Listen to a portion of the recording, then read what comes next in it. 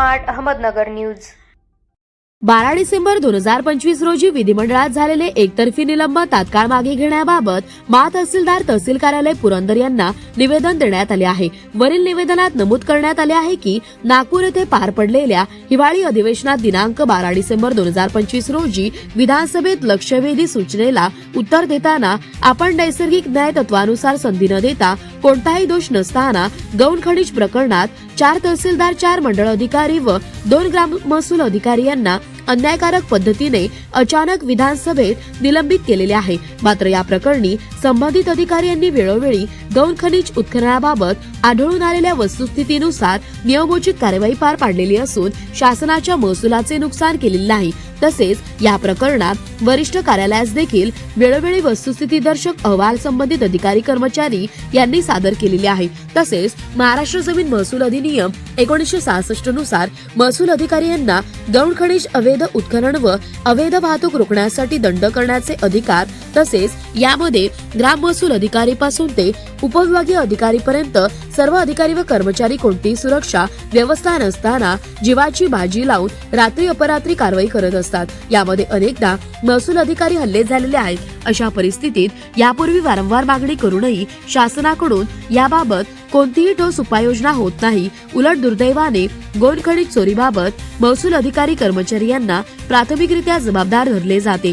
दिनांक 12 डिसेंबर 2025 रोजी 4 तहसीलदार, 4 मंडळ अधिकारी व 2 ग्राम महसूल अधिकारी यांना अन्यायकारक पद्धतीने अचानक विधानसभेत निलंबित केल्यामुळे महसूल विभागात फार मोठा आक्रोश निर्माण झाला असून यामुळे आमचे नीतिधैर्य खचले आहे। महसूल विभागातील ग्राम महसूल अधिकारी पासून अपर जिल्हाधिकारी यांच्यापर्यंत यामुळे तीव्र स्वरूपात प्रचंड प्रमाणात नाराजी पसरली असून भीतीचे वातावरण निर्माण झाले आहे। तरी दिनांक 12 डिसेंबर 2025 रोजी 4 तहसीलदार, 4 मंडळ अधिकारी व 2 ग्राम महसूल अधिकारी यांच्याकडे अन्यायकारक पद्धतीने झालेले निलंबन तात्काळ रद्द करून या अधिकारी कर्मचारी यांना सन्मानाने पूर्व पदावर पदस्थापना देण्यात यावी ही कळकळीची नम्र विनंती। अन्यथा राज्य संघटनेच्या निर्देशानुसार तहसीलदार व नायब तहसीलदार संघटना, महसूल कर्मचारी संघटना, ग्राम महसूल अधिकारी व मंडळ अधिकारी संघटना, वाहन चालक संघटना व महसूल सेवक संघटनेच्या वतीने न्याय मिळेपर्यंत तीव्र आंदोलन करण्यात येईल याची कृपया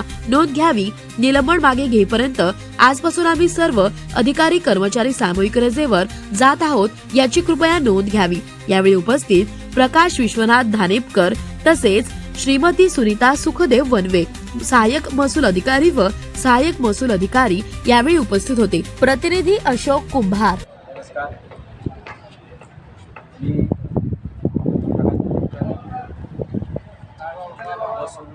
तालुका महसूल कर्मचारी संघटनेचे अध्यक्ष तसेच या ठिकाणी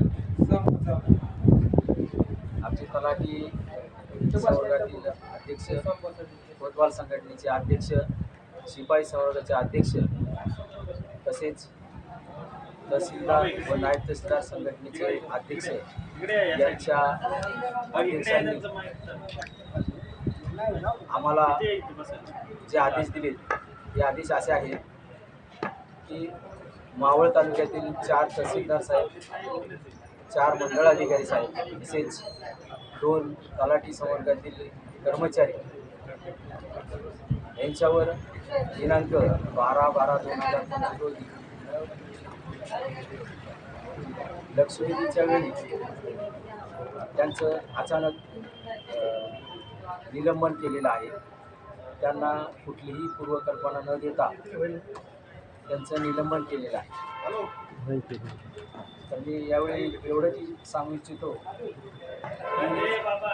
ज्या संघटनेने, आमच्या ज्या संघटना आहेत त्यांनी आदेश दिलेले आहेत की जोपर्यंत या अधिकारी कर्मचाऱ्यांचं निलंबन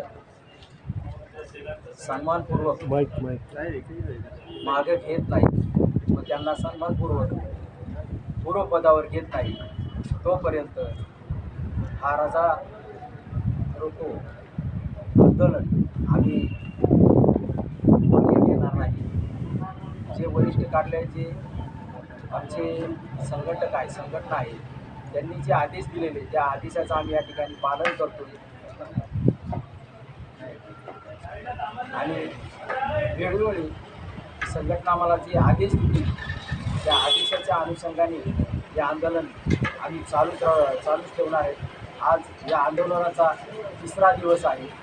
आम्ही सर्व संघटनेचे अधिकारी कर्मचारी या ठिकाणी उपस्थित आहेत. जय हिंद, जय संविधान.